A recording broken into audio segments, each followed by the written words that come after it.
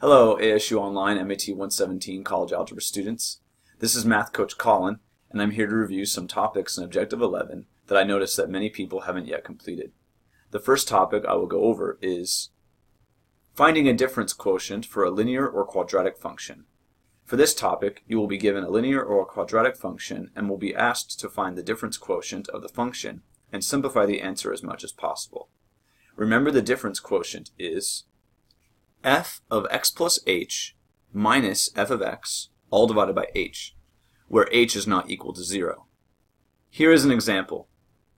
Let's find the difference quotient of f of x equals 3x squared minus 9. You will want to start by first finding f of x plus h, which will then plug into the difference quotient.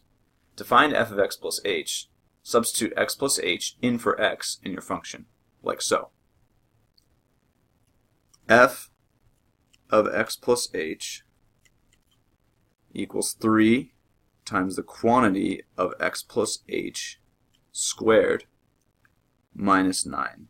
See, we substitute x plus h in for x.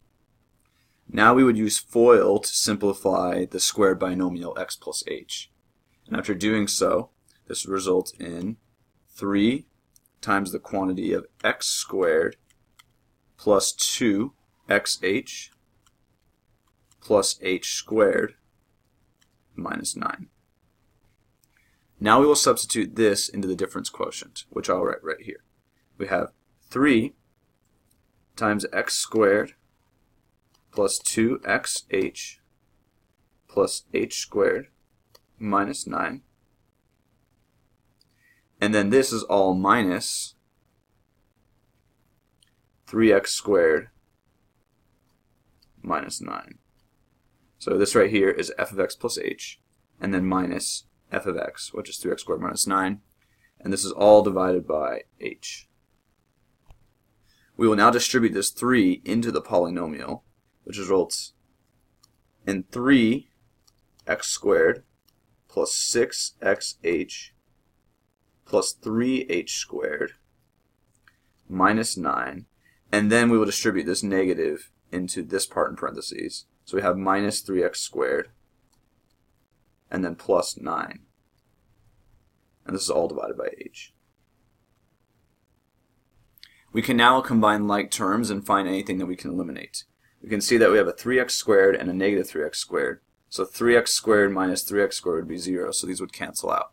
Then we also have a negative 9 and a positive 9, which would also cancel each other out. So this leaves 6xh plus 3h squared over h. I'm running out of room right here, so I will continue this right here.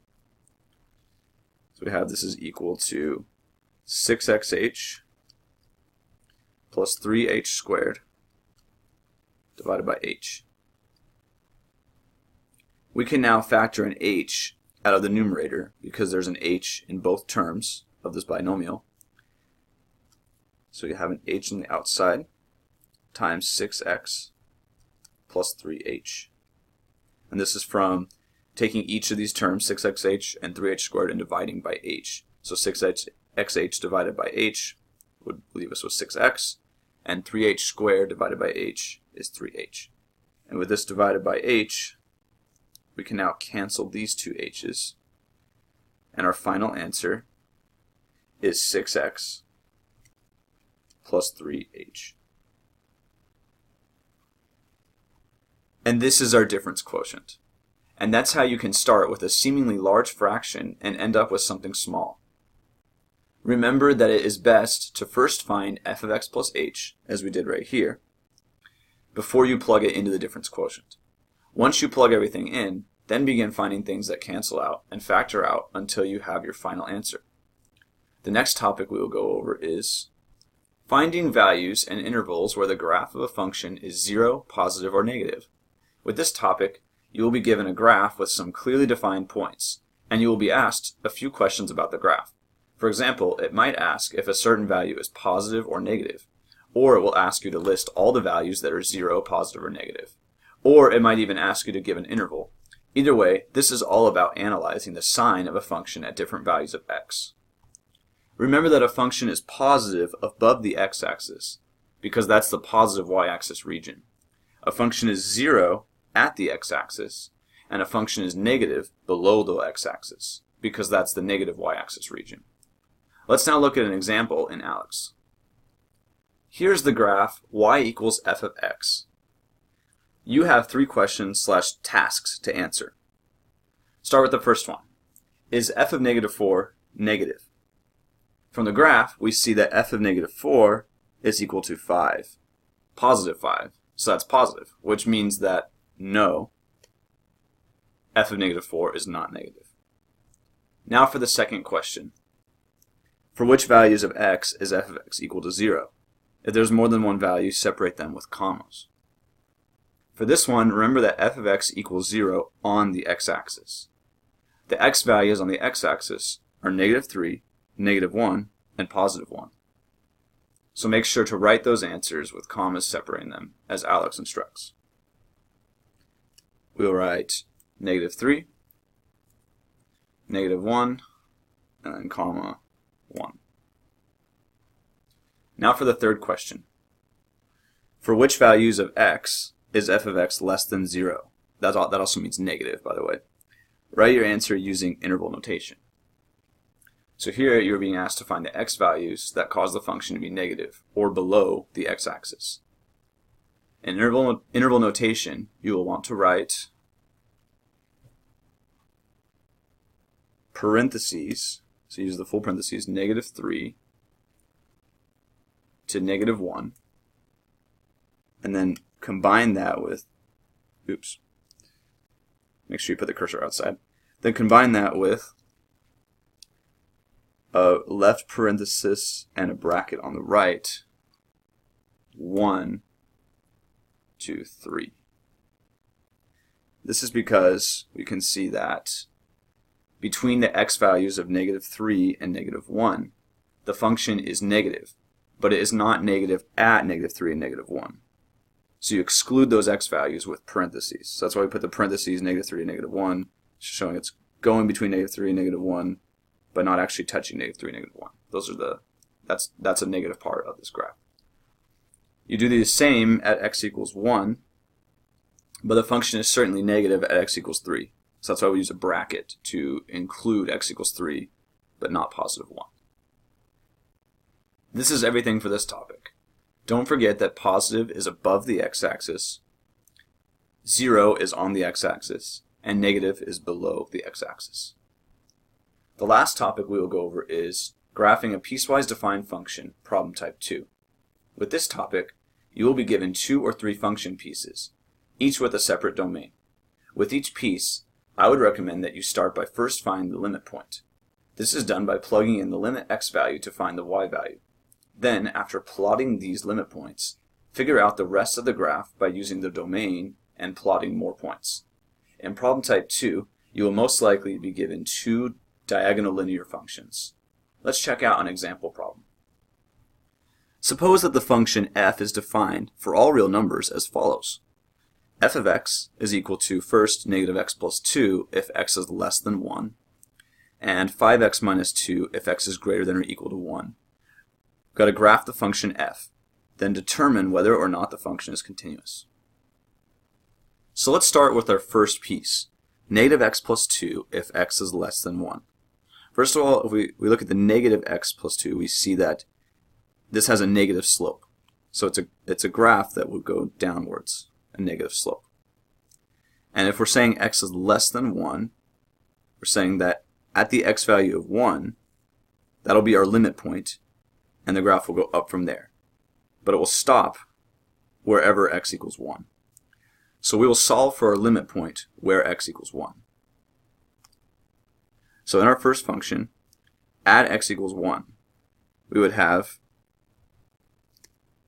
f of 1 equals negative 1 plus 2. And this equals 1. So in our graph, we will plot at x equals 1, again we have y equals 1, so 1 comma 1, and being x is less than 1 but not equal to 1, we will graph an open circle at 1 comma 1. Now we will find 1 point to the left of that so we can figure out our linear function. So 1 point to the left of that will be at x equals 0. So we'll find f of 0, and this equals 0 plus 2, which equals 2. So now we can graph the point 0, 2.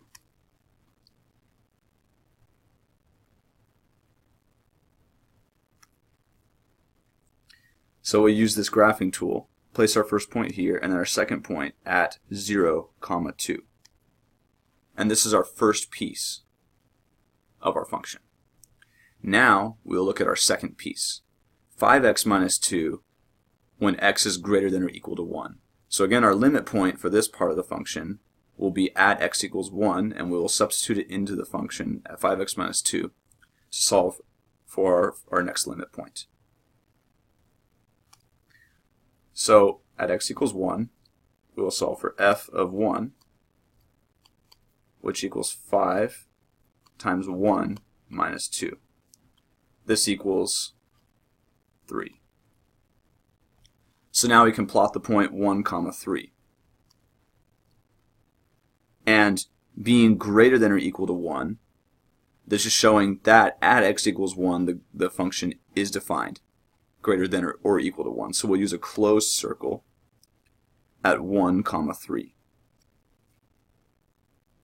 Now we can see that this graph has a positive slope, positive 5x. That's our slope. Well, our slope is positive 5. So that means that the graph will continue up in this direction. So our next x value over is x equals 2. So if we substitute 2, find f of 2, substitute that into the function, 5 times 2 minus 2, we can solve for our y value. 5 times 2 is 10, and minus 2, that equals 8. So we can now plot the point 2, 8. And again, using our graphing tool, place our first point at this point here, and then our second point will be at 2, 8, as we just calculated, which would be right here. And this is our final function. Now the question is the function continuous? If these two limit points were to cross, or in other words, if they were touching, the graph would be continuous because every y value would be defined. However, for this graph, we see that the first part starts at -infinity and it goes down to x equals 1 where it's not defined, and then there's a jump, discontinuity right here. It jumps from here to here and it continues. That means the function is discontinuous or not continuous. So again, with this topic, remember to first find the limit point of the first piece of the function. Then using the given domain, substitute another x value to find another point in that piece. Then connect the points. Then find the limit point of the second piece, and then follow the same steps to complete the second part of the graph. If the limit points of the two pieces connect and are included, then the function is continuous. If they do not connect, or neither of the limit points are included, meaning that there are no closed circles like here, if they both connected but it was just an open circle, then the function is discontinuous.